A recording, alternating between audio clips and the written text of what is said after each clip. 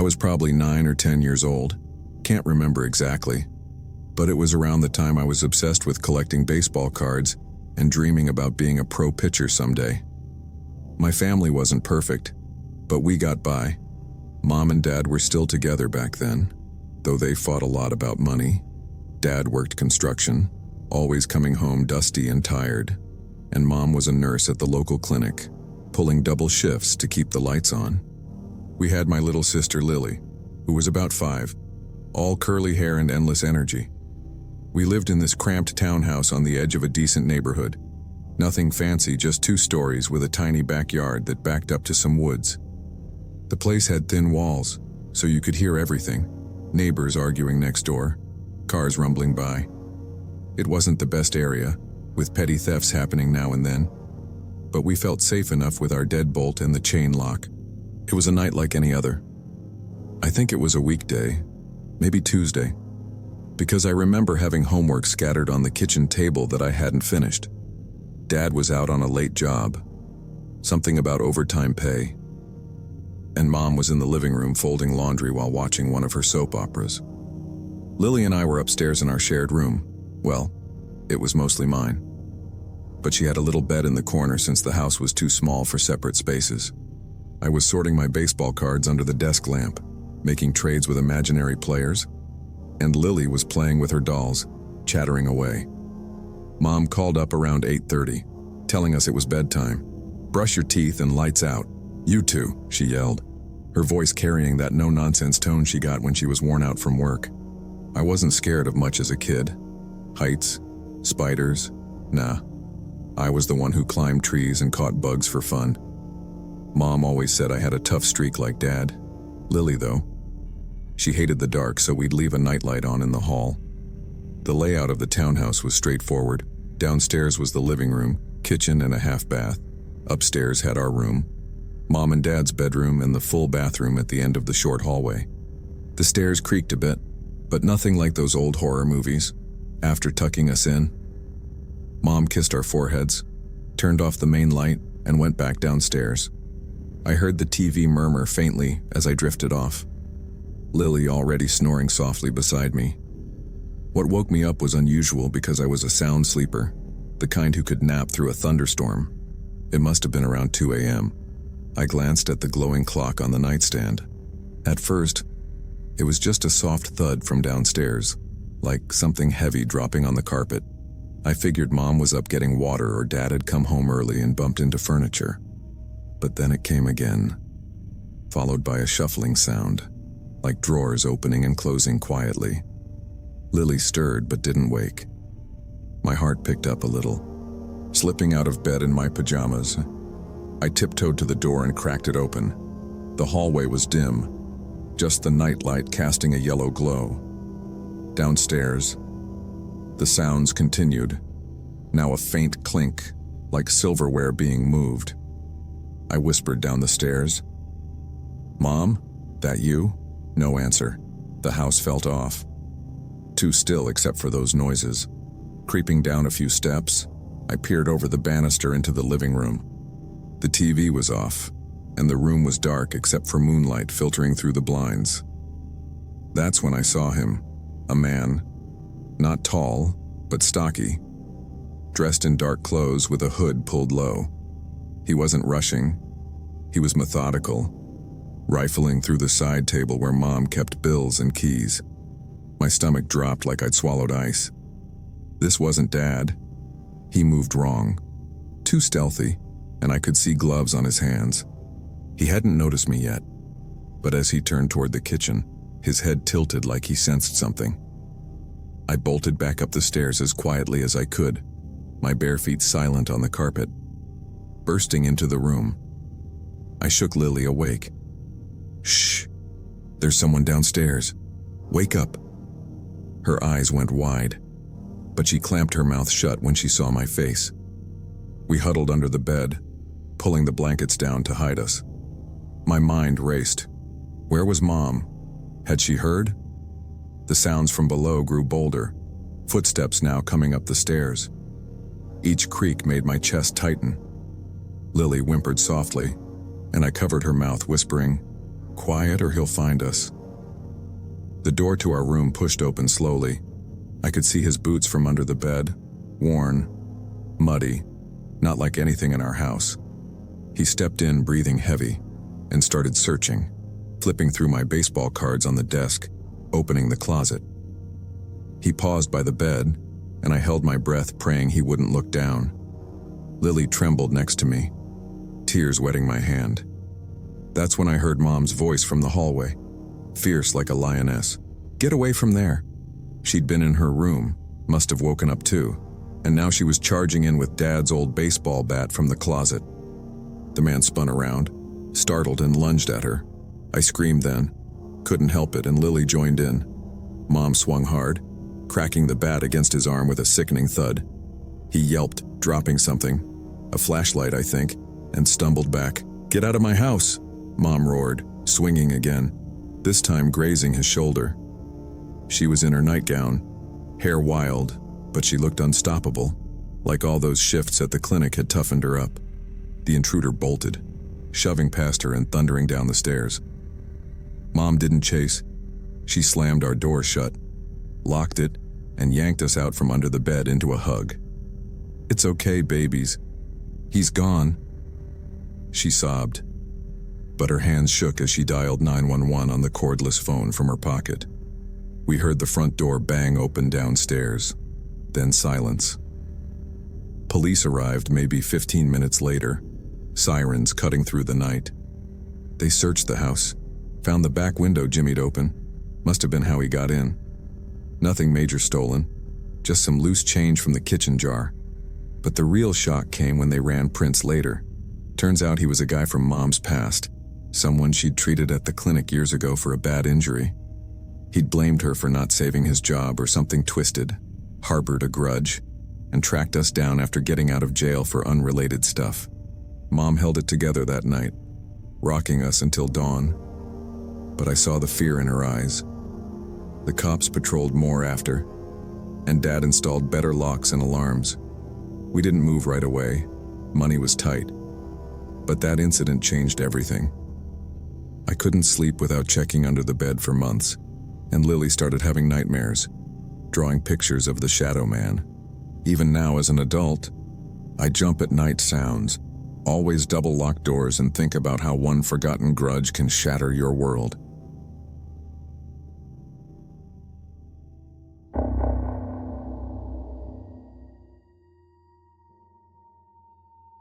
When I was 21 years old, I was in my junior year of college, living off campus in this cheap rental house with my roommate Cooper. I had always been the type who loved adrenaline rushes, whether it was bungee jumping, cliff diving, or watching the most disturbing horror content online. Nothing really fazed me, and I kind of prided myself on that. My friends would always joke that I had no fear response whatsoever, and honestly, that reputation helped me seem more confident, especially around people I wanted to impress at parties. Cooper, on the other hand, was the complete opposite, super jumpy and paranoid about everything. He had this habit of checking all the locks 3 times before bed and would freak out over the smallest noises at night. I always gave him crap about it, telling him he watched too many true crime documentaries and that our neighborhood was totally safe, even though it was kind of sketchy being right on the edge of downtown. One Thursday night around 11 p.m., Cooper called me while I was at the library studying for midterms. His voice was shaking, and he kept saying something was wrong at the house, that he kept hearing weird noises coming from the garage. I told him it was probably just the water heater acting up again, since that thing was ancient and made all sorts of random sounds. But he insisted this was different, more like deliberate movement. I was annoyed because I had a huge exam the next morning, but Cooper sounded genuinely terrified. So I packed up my stuff and headed home. When I got there, all the lights were off except for Cooper's bedroom light upstairs. I used my key and went inside, calling out for him but got no response. I went upstairs and found Cooper sitting on his bed with headphones on, gaming, which pissed me off because I thought he was messing with me. I tapped him on the shoulder and he nearly jumped out of his skin, ripping the headphones off. He asked me what I was doing home so early. I told him about his call, but he looked confused as hell and showed me his phone. which had been dead for the past 2 hours, charging on his nightstand. My blood went cold because I pulled up the call log on my phone. And sure enough, there was a call from Cooper's number, lasting about 3 minutes. We both just stared at each other for a second before we heard it. A door creaking downstairs. The basement door, which we never used and always kept locked. Cooper grabbed his baseball bat and I grabbed a hockey stick from his closet, and we slowly made our way to the stairs. We could hear footsteps now, heavy ones moving through the kitchen. Cooper whispered that we should call the cops, but I was still convinced there had to be some explanation. Maybe a drunk neighbor, or something got confused and came in the wrong house. We crept down the stairs and I flipped on the living room light, and there was this guy just standing in our kitchen, holding Cooper's phone in one hand and a crowbar in the other. He was wearing dirty clothes and had this wild look in his eyes. The moment he saw us, he bolted toward the back door, but Cooper had installed this extra deadbolt last month that needed a key from the inside, so the guy couldn't get out. He spun around and charged at us, swinging the crowbar. I shoved Cooper aside and the crowbar caught me in the shoulder, knocking me down. Cooper swung the bat and connected with the guy's arm, making him drop the crowbar. The intruder scrambled past us and ran out the front door, which we'd left unlocked when I came in. We called 911 immediately, and the cops showed up within minutes. He'd been in our basement since probably 6 p.m. that evening, going through our stuff, and had found Cooper's old phone that he thought was broken but apparently still worked enough to make calls. The police theory was he called me pretending to be Cooper to get me to leave the library, thinking the house would be empty since he'd been watching us, and knew Cooper usually went to his girlfriend's place on Thursday nights. But Cooper's girlfriend was sick, so he stayed home gaming instead, with noise-canceling headphones on, completely unaware someone was in the house the whole time. I still think about how Cooper's paranoia about locking doors wasn't paranoid at all, and how my fearlessness almost got us both seriously hurt or worse. Now I'm the one who checks the locks 3 times.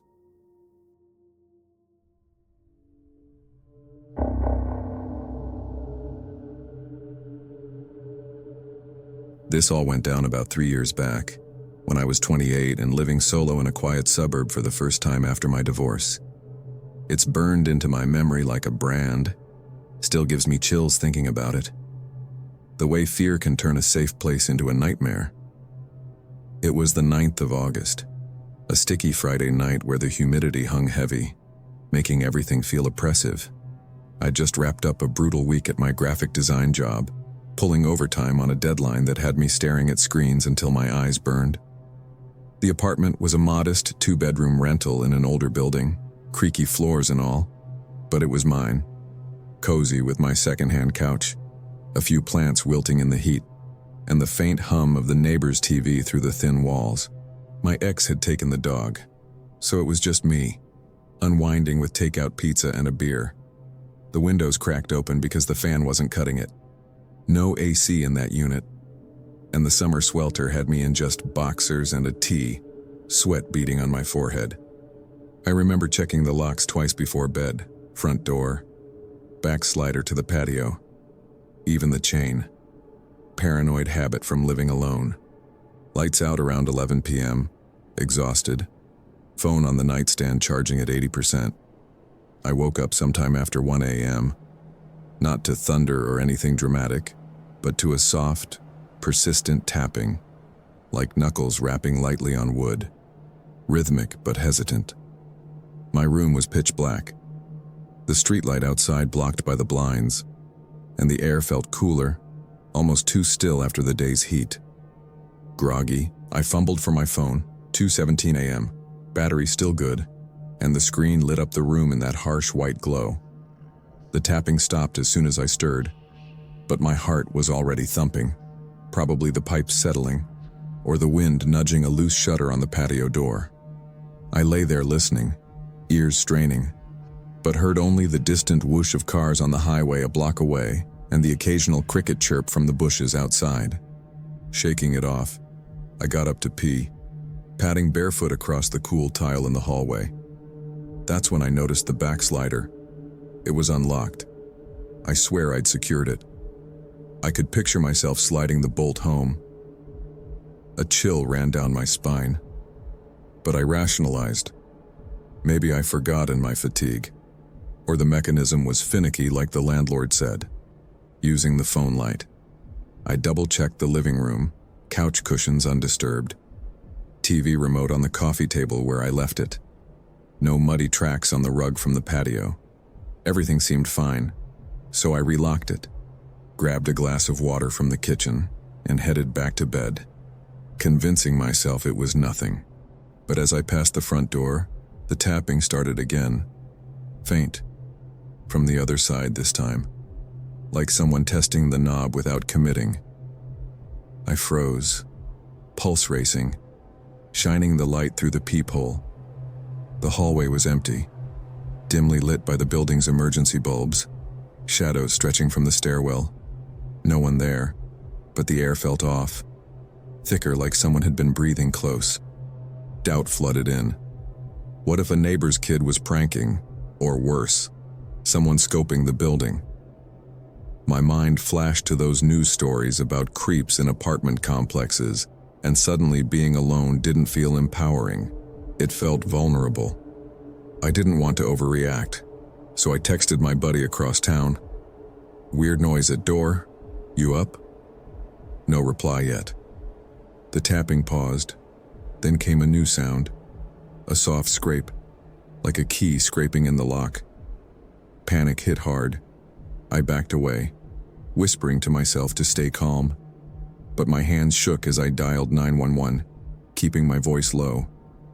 The operator was reassuring, asking for details, address, description of the sounds, and said units were en route, about 8 minutes out. Hide in the bedroom, she said. Barricade if needed. Signal was spotty in my unit, though bars dropped to 1 as I crept back. Phone clutched tight.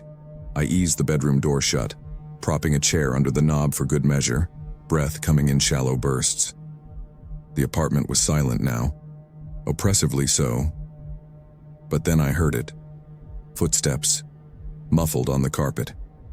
Crossing the living room threshold, someone was inside.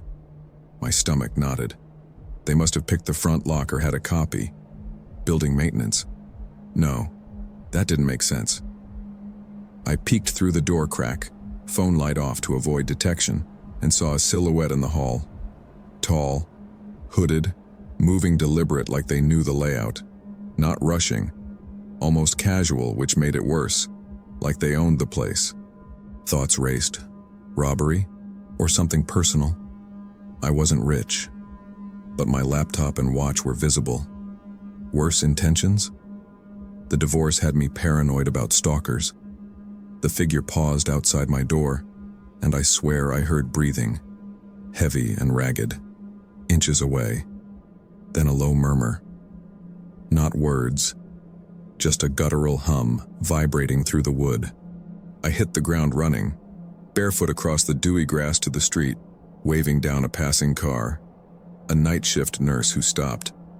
Borrowed her phone to call the cops again. Mine was at 20% and signal dead outside. Sirens wailed soon after. 2 cruisers pulling up. I babbled the story to the officers, shivering in the humid air as they swept the apartment, guns ready, flashlights cutting shadows. Clear, they said. No one inside. Door locked when they arrived. No forced entry visible.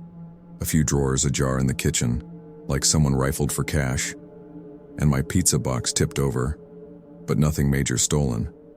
They figured a false alarm or attempted break-in scared off by my movements. I crashed at my buddy's that night, finally got through to him. But sleep? Forget it. Every creak had me bolting upright, replaying that hum, that shadow. I moved out a month later, sublet the place quick. Still check locks obsessively, and some evenings in the quiet.